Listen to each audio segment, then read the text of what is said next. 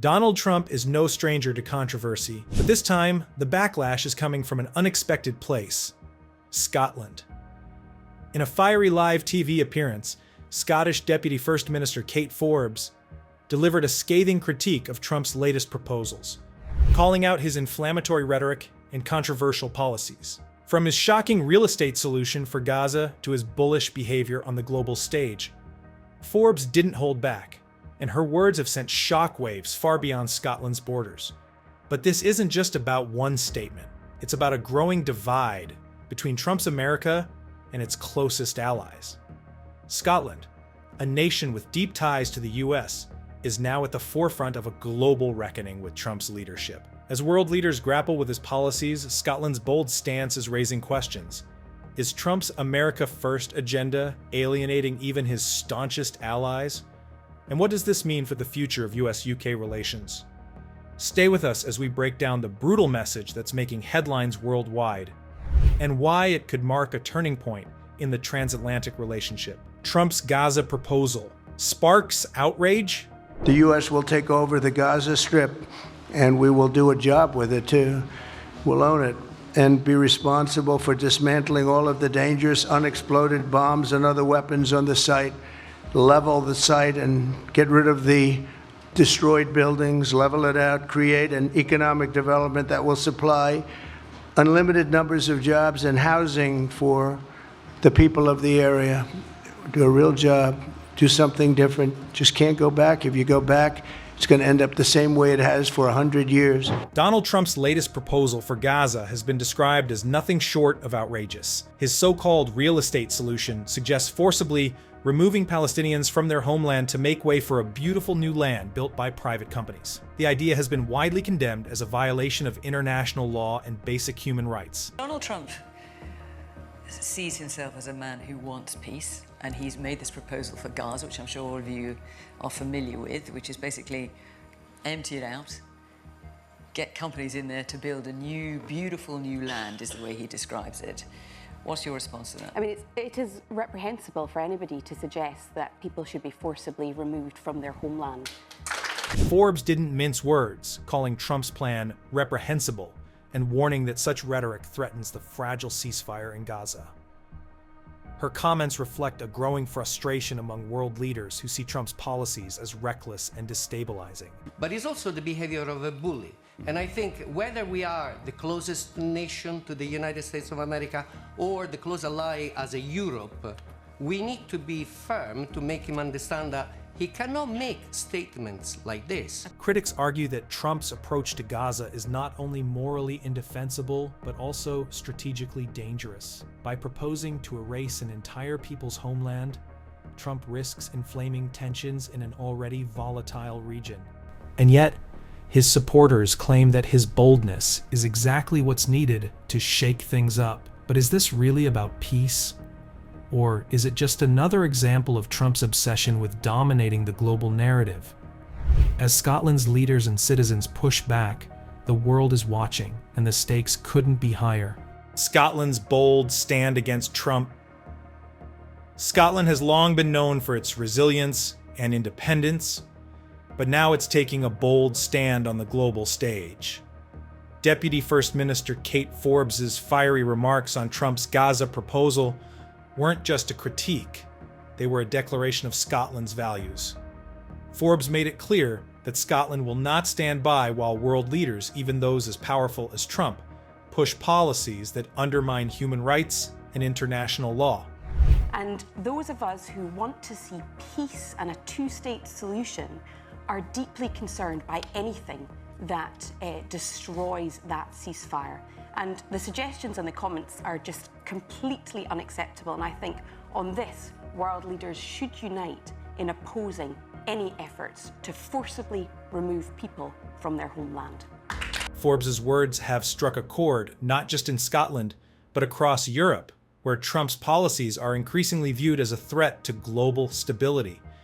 Her stance reflects a broader frustration with Trump's America First agenda, which many see as isolating the US from its closest allies. But for the Western government, can you imagine if China made a similar statement about Taiwan? Well, what would have been the reaction? But Scotland's defiance isn't just about Gaza. It's about standing up to a leader whose policies, from tariffs to climate agreements, have repeatedly put allies in difficult positions. Forbes' remarks highlight a growing divide between Trump's vision of the world and the values of nations like Scotland, which prioritize diplomacy, human rights, and global cooperation. As Scotland's leaders continue to challenge Trump's rhetoric, the question remains, will other nations follow their lead, or will they remain silent in the face of controversy? A quick favor before we continue. If you're enjoying the content, consider giving this video a like and subscribing to the channel. Over 98% of you watch without subscribing, and hitting that button really helps us out. It's free, easy, and keeps you in the loop for more great videos. Thanks a ton. Now back to it. Trump's thin skin and Scotland's diplomatic gamble? Taking on Donald Trump is no small feat. Known for his grudges and retaliatory nature, Trump has a history of lashing out at critics, even those from allied nations. Scotland's bold critique of his Gaza proposal and broader policies could come at a cost, especially given Trump's influence over US-UK relations. The thing is that Trump pays attention to what people say about him. He bears grudges. He is extraordinarily thin-skinned. Loose words from Keir Starmer or David Lammy or whatever are the sort of thing that could invite all sorts of retribution against the United Kingdom. This raises a critical question. Is Scotland risking its relationship with the US by calling out Trump so publicly? While some argue that diplomacy requires tact, others believe that standing up to a bully is the only way to maintain integrity on the world stage. Forbes' remarks reflect a calculated gamble. By taking a stand, Scotland is positioning itself as a moral leader, willing to challenge even the most powerful figures when their actions cross the line. But this approach isn't without risks. Trump's history of imposing tariffs and economic penalties on allies who criticize him could have real consequences for Scotland's economy, particularly industries like Scotch whisky, which rely heavily on US exports. And we have to be conscious of the fact that he is on the rampage in respect of tariffs. There's a very real chance he might seek to apply tariffs on the United Kingdom, and that could potentially have a great impact on Scottish jobs directly in relation to the Scotch whisky industry. And so going back to Joe's point, he's not the master of the universe, but he does have profound power and reach that could very well impact on jobs in this country. So we let him bully us? As Scotland navigates this diplomatic tightrope, the stakes are high. Will its bold stance inspire other nations to speak out, or will it face economic and political fallout for challenging Trump? The human cost of Gaza's struggles? While political leaders debate policies and proposals, the people of Gaza continue to endure unimaginable suffering. The recent ceasefire has offered a fragile respite, but the scars of war remain deeply etched into the lives of millions. For the people of Gaza, survival is a daily battle against displacement, hunger, and despair. According to the World Health Organization, over 46,600 people have been killed and more than 110,000 injured during the 15-month-long conflict. Entire families have been wiped out, and countless others remain buried under the rubble of destroyed homes. The devastation is staggering. 40 million tons of debris now litter Gaza, a grim reminder of the relentless bombardment. And to publicly dominate the conversation. But there's two great concerns I have right now. Not only have the people of Gaza come through the most horrendous times, with the most recent UN report suggesting that at least 45,000 have died.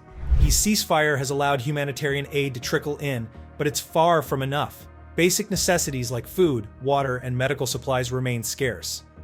In central Gaza, displaced families line up at charity kitchens for small portions of rice and meat, while others struggle to find clean water for drinking and cooking. The United Nations has described the situation as a breaking point, with nearly 1.9 million people displaced and living in makeshift shelters. The health system in Gaza is on the brink of collapse. Only half of the region's hospitals are partially operational, and just 38% of primary healthcare centers remain functional. Doctors are performing surgeries without anesthesia, and infants are dying in incubators due to power outages. The lack of medical supplies has turned treatable injuries into life-threatening conditions, leaving thousands without hope for recovery. The World Health Organization has reported that 25% of the injured, around 30,000 people, face life-altering injuries requiring urgent rehabilitation. Yet specialized healthcare is largely unavailable, and medical evacuations are painfully slow. Beyond the physical toll, the psychological impact on Gaza's population is immeasurable. Children, who make up nearly half of Gaza's population, have lost over a year of schooling and are growing up in an environment of constant fear and uncertainty. Malnutrition is rising, and infectious diseases like respiratory infections and diarrhea are spreading rapidly due to unsanitary living conditions.